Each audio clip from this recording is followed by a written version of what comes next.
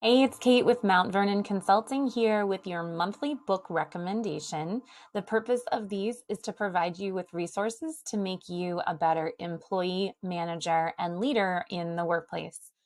This month's topic is something that is very close to my heart, and that is about delivering effective feedback in the workplace.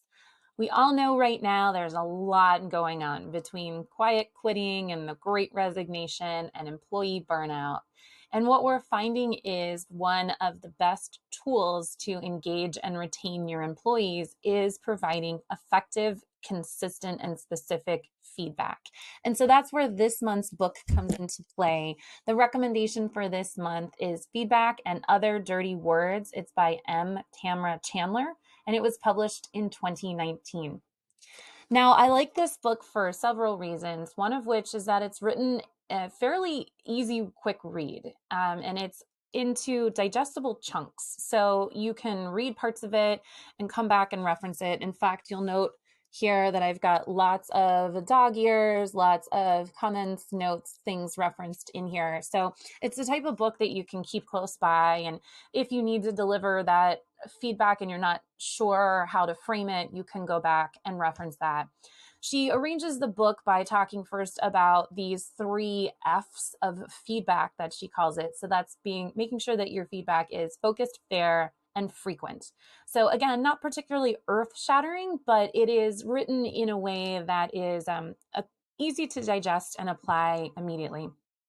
I'll also say that at the end of the book, she has some examples of real life times that people have applied this feedback framework. And I always love when a book or a training can marry application and then real life examples, because it makes it so much easier for us to relate to it and practice it and apply it.